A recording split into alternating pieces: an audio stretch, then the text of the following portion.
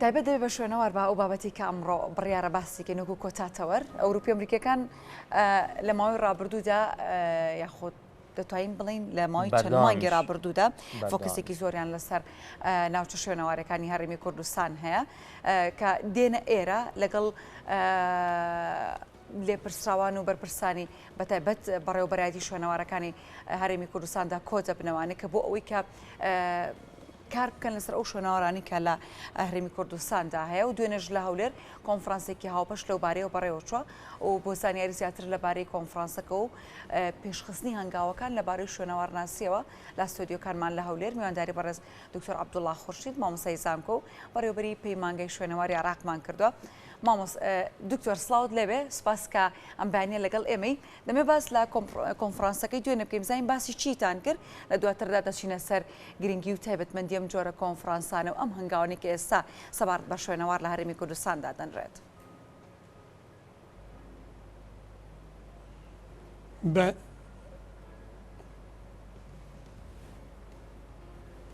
دکتۆر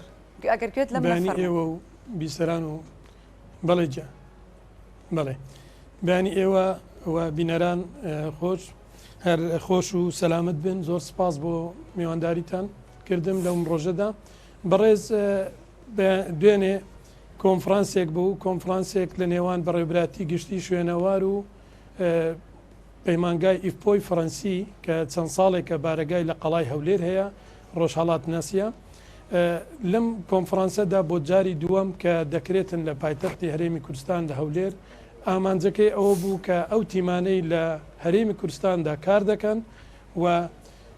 کۆتایی وەرزەکانیان بێن هەمویان کۆ بکرێنەوە لە قاعەیەک لە هۆڵێکدا ئەم کۆنفرانسە ئەنجام بدرێ هەر یەکە و باسی کار و چاڵاکیەکانی خۆیان بکات. ئەم کار و چاڵاکیەکان بۆ ئەوەی هەموو تیمەکان ئاگاداری یەکتر بن، بۆ ئەوەی هەموو شوێنەوارناسانی کوردستان ئاگاداری کار و چاڵاکی ئەم تیمانە بن کە لەم وەرزەدا یاخود لە ساڵی ڕابردوو و لەم ساڵەدا چیان گەیاندە و بە چ گەیشتون. بەڵێ دکتۆر عەبدوڵڵا دوێنێ لە کۆنفرانسەکەدا ئەوەندەی ئێوە تێبینیتان کرد و زانیاریان خستە ڕوو ئەو پسپۆڕانەی کە ئەوروپی و ئەمریکی لەوێ ئامادە بوون و کنە و پشکنینیان کردهبوو. چیان بە ئێوە ڕاگەیاند گەشتون بەچی لە ماوەی کنە و پشکنینی ڕابردویانە؟ بەڕێزم ئەمانە هەر هەمویان کاتێک کە دێنە هەرێمی کوردستان عەقدێک دەکرێت لە نێوان بەڕێوەبەرایەتی گشتی شوێنەوار کە تەمسیلی دەستگای شوێنەوار دەکات لەگەڵ ئەو تیمانە ماوەی چەند ساڵێکە ڕوویان لە کوردستان کردووە بەهۆی ئەوەی کە کوردستان لانکەی شارستانیەت بووە، شوێنەوارێکی زۆر لە خۆی دەگرێت و ئەمن و ئارامی هەیە لە هەرێمی کوردستان، بۆیە ئەوانە دێنە کوردستان و لە کوردستان هەموو شتێک فراهەم کراوە، ینی هاوکاریی تەواوی ئەو تیمانە کراوە. لێرەدا کە کۆتایی دێت بەو خولە یاخود بەو خولەی هەڵکۆڵینی شوێنەواری شتی شاراوە لە مێژووی گەلی کوردستان لە مێژووی ناوچەکەدا لێرەدا بە بەڵگەی شوێنەواری دەسەلمێنرێت و دەکرێت بە مێژووی ئەم وڵاتە. لە ماوەی چارێکێکدا ناتوانێت باسی هەموو ئەو شتانە بکرێت، بەڵام دوای دەکرێتە ریسێرچێک بەحسێک لە زانکۆکانی خۆیاندا بەڵاو دەکەنەوە یاخود بەشداری پێ دەکرێت لە زانکۆکانی جیهان یاخود کۆنفرانساتی نێودەڵەتی بۆ پیشاندانی شارستانیەت و مێژووی گەلی کورد و ناوچەکە. باشە دکتۆر دەمێ باز لە باخی کۆنفرانسەکەی دوێنێ بکەین و هەروەها ئەو کۆنفرانسانش کە لە ڕابردوودا ئەنجام درراوە سەبارەت با شوێنەواری ناوچەکانی هەرێمی کوردستان باخی ئەم جۆرە کۆنفرانسانە لە کوێتایە؟ ئەوەیە کە پێگەی شوێنەوار و پێگەی هەرێمی کوردستان بەهێزتر دەکاتن چ لە ناو هەرێمی کوردستان چ لە دەرەوەی وڵاتان. بۆ نمونە لە ساڵی 2014 زیاتر لە 50 تیم بەڵکو 6 تیم بەشدار بوون لە کۆنفرانسێک لە زانکۆی لە ئەثینای پایتەختی یۆنان ساڵی 2014 6 تیم کە هەمویان کاریان کردبوو لە کوردستان بەحسەکانی خۆیان لەوێدا نەمایش کرد یا پێشکەش کرد، پاشان بوو بە کتێبێک. من ئەمڕۆ دانەیەکم لەو کتێبە هێناوە لەگەڵ خۆم بۆ ئەوی سەیریکەن یعنی دوای 2 ساڵ لە بریتانیا بەچاو گەێنرا 455 لاپەڕە لە مێژووی کورد ئەتوانم بڵێم نووسرایەوە ئەمەیان خۆی دەستکەوتێکە پاشان هەموو ئەو تیمانەی لە هەرێمی کوردستاندا کار دەکەن پاش چەند ماوەیەکی تر دەبینی هەردوو ساڵ جارێک لە وڵاتێک کۆنفرانسێک هەیە بۆ نمونە لە ساڵی 2015 من و جەنابی بەڕێوەبەری گشتی شوێنەوار بەشدار بووین لە کۆنفرانسی وارشۆ لە پۆڵەندا کە هەموو وڵاتانی جیهان تێدا بەشدار دەبن لێرەدا ئەو تیمانەی کە لە کوردستاندا کاریان کردووە لەوێ بەحسەکانی خۆیان لەسەر کوردستان بەڵاو دەکەنەوە ئەمەیان گرنگێکی زۆری هەیە بۆ ئێمەی کورد کە کورد وڵاتێکی بێدەوڵەت لێرەدا ئەتوانین بسەلمێنین کە شارستانیەتی ئێمە و شوێنەواری ئێمە بەڵگەن بۆ ئەوەی ئێمە هەین باشە کاک دکتۆر عەبدوڵڵا بوونی تیمی بیانی ئەوروپی و ئەمریکی بوونی ئەو پسپۆڕانەیان جگە لەوەی کە ئەلەم کۆنفرانسانەدا ئەم مێژووە دێرینەی گەلی کوردستان و ناوچەکە دەخەنە ڕوو چیتر پێشکەش بە مۆزەخانەکانی هەرێمی کوردستانەکەن چی دەکەن بۆ ئەوەی ئێمە وەکو هاوڵاتیەک گەشتیارێکێتە وڵاتەوە بیبینن لە مۆزەخانەکانە ئەوان تەنها ئەو کارانەی ئەیکەن لە شوێنەکەی خۆیان کنەو پشکنینەکە کە کردیان دۆزینەوەکان دواتر لی دەگەڕێن یاخود یارمەتی دەرەبن بۆ مۆزەخانەکان و بۆ بینینی ئەو مێشوە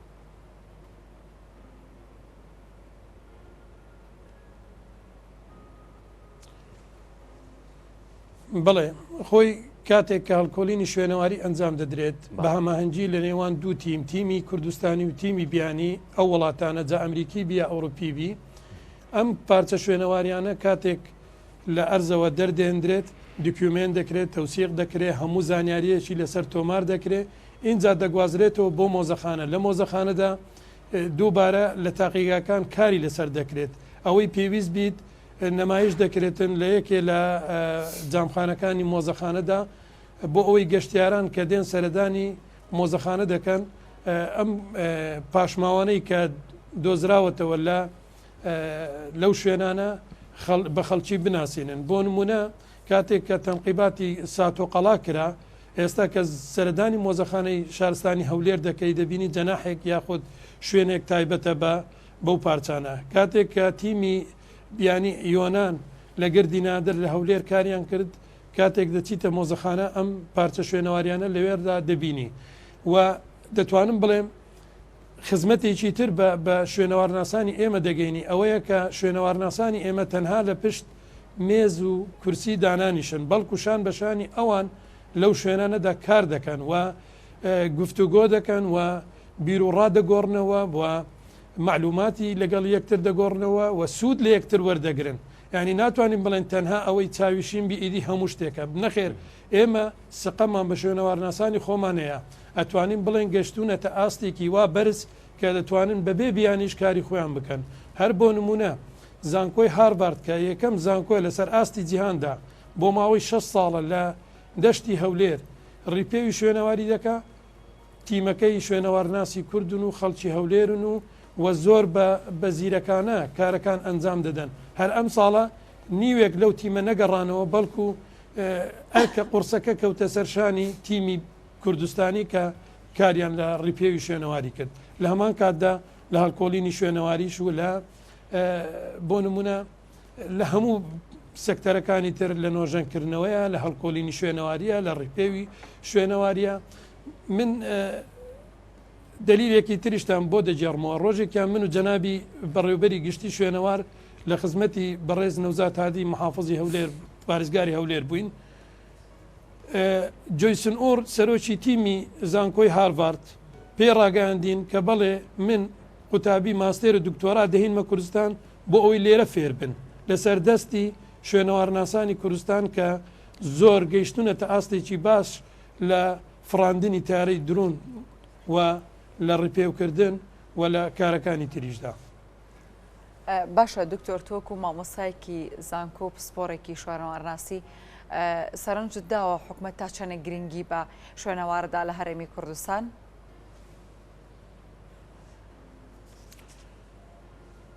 بەڵێ دەتوانین بڵێن هەر لە ساڵی 2000ەوە بایەخی پێدا کاتێک کە بەشی شوێنەواری لە زانکۆی سەلاحەدین کردەوە لەو کاتەوە بۆ ئێستا دەتوانین بڵێن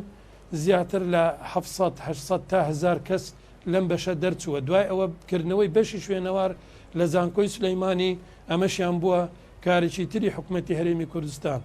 و پێشتر حکوومەتان و یاخۆ ڕژێمی پێشتر نیان دەویست هەڵکۆلینی شوێنەواری ئەنجام بدرێت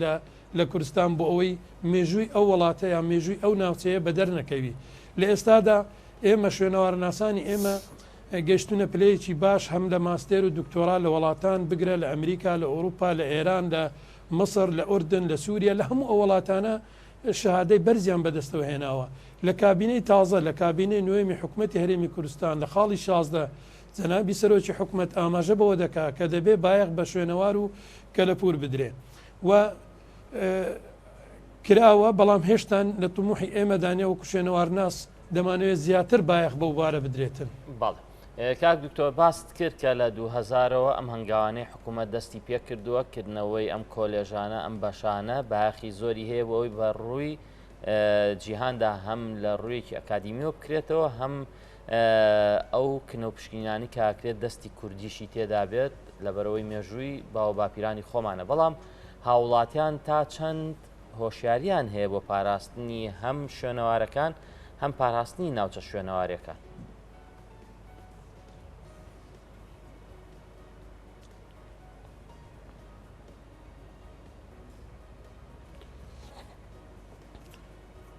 هەموو ئەو شوێنەوارانەی کە مرۆڤ بەجێ هێشتون مڵکی باو باپیرانی ئێمە مێژووی ئێمەیە پاراستنی دەکەوێتە سەرشانی هەموو تاکێکی کورد چ لە ڕاگەاندن بێت لە قوتابخانە بێت لە زانکۆکان بێ وەکو ئەرکێکی نیشتیمانیە پێویستە هەموو هاوڵاتیان بایەخی پێ بدەن و بیپارێزن و وڵاتان لە مێژە یعنی هەوڵی ئەوەیان داوەکەوە شوێنەوارەکانی خۆیان بپارێزن مێژوەکانی خۆیان کاتێک تۆ سەردانی وڵاتێک دەکەی پێش ناخواردن پێش هەموو شتێک گەشتێکت پێ دەکا بۆ مۆزەخانەی بۆ ئەوەی شارستانیەتی ئەو وڵاتە لە مۆزەخانەکاندا ببینی و ئەتوانم بڵێم لە ئێستادا جیاوازێکی زۆر هەیە بەر لە 10 ساڵ و 10 ساڵ جیاوازی هەبوو لە پێش 10 ساڵی پێشە خۆی ئێستا ئێمە بەرە قۆناغێکی باشتر دەڕۆین و خەڵکی خەریکە بڵێم هۆشیاریان لا پەیدا بووە هەر بۆ نمونە لە کاتی شەڕی داعشدا جارێکیان برا پێشمەرگەیەک لەگەر شۆفەرێک کە کاریان دەکرد لەو سنوورانەی با بڵێن مەخمور و کە بەرامبەر بە داعش سای قەڵابەکە کاتێک کە شتێک دەبینی بە شوێنەوار ئیدی یەکسەر خەبەریدا بوو ئەو پارچانەی هەڵگرتبەوە هێنای تەسلیمی شوێنەواری کرد ئەمەیان یعنی ئەتوانی بڵێن هۆشیاری ئەو تاکە کەسەیە کە گەیشتۆتە ئەو تاکە بەڵێ ئەمەیان شوێنەوارە ئەمەیان دەبێت بپارێزرێ ئەمەیان دەبی تەسلیم بە دەستگاکانی شوێنەوار بکرێت. باشە دکتۆر گرنگترین ناوچەی شوێنەواری لە هەرێمی کوردستانە دەکەوێتە کوێوە ئاگادارین کە زۆر ناوچەی شوێنەواریمان هەیە کە مێژوویەکی زۆر دوور و درێژیان هەیە بەڵام گرنگترینیان دەکەوێتە کوێوە. ئەتوانم بڵێم کوردستان لانکەی شارستانیەتە و هەزاران ناوچەی شوێنەواری لە خۆی دەگرێ هەمووی هەرگرنگم بەلای ئێمەوە وەکو شوێنەوار ناس بەڵام وەکو مێژوو ئەتوانین بڵێن دائیمەن باس لەوە دەکرێت کە شکەوتی شانەدەر تەمەنی بۆ 7,000 ساڵ دەگەڕێتەوە یا ئەوەتە ئێستا گوندی چەرمۆ لە چەمچەماڵ یا بستانە سوور یان نەمریک یان ئەو دیانە لەوانەیە بەیانی هەڵکۆلینێکی شوێنەواری ئەنجام بدرێت لە یەکێ لە شوێنەکانی کوردستان ئەومان بۆ دەربخا کە ئەمەیان لە هەمویان کۆنترایان ئەمەیان لە هەمویان گرنگترە بۆیە ناوچە شوێنەوەرەکان هەمووی لای ئێمە گرنگە و پاراستنیان زۆر گرنگە. بەڵێ دکتۆر بۆ پێی کە هەم کۆنتاکتان لەگەڵ دەرەوە هەیە ئامادەی کۆنفرانسەکان بوون و لەگەڵ تیمە بیانیەکانە گفتوگۆ بەردەوام ڕاوێشتان هەیە هاوکاری یەکە بن ئەو پارچە شوێنەوەریانی کە لە هەرێمی کوردستان دۆزراونەتەوە لەسەر ئاستی نێودەوڵەتی چی بایەخێکیان هەیە و تا چەندێک گرنگن ئەم پارچانی کە لێرە دەدۆزرێنەوە.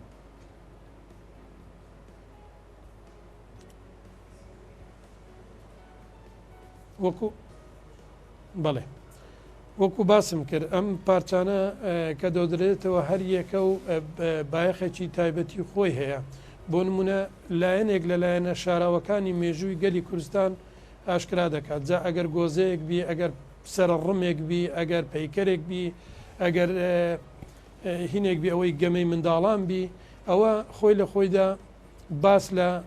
مێژووی ئەو نەتەوەیە دەکاتن بە چ قۆناغێک تێپەڕیوە چۆن بووە چۆن پێشکەوتووە چۆن کشت و کاڵی کردووە چۆن بیناسازی کردووە ژیانی چۆن بووە ئیدی هەر پارچەیەک لەو پارچانە تعبیر لەوە دەکاتن کە ژیانی مرۆڤ چۆن بووە لەو سەردەمەدا. باشە کاک دکتۆر دەمەوێت باز لە هەماهنگەکانی هەرێمی کوردستان و عراق بکەین بۆ بەرەو پێشبردننی شوێنەوار هەماهنگەکان لە چ ئاستێکدا لەگەڵ عراقدا؟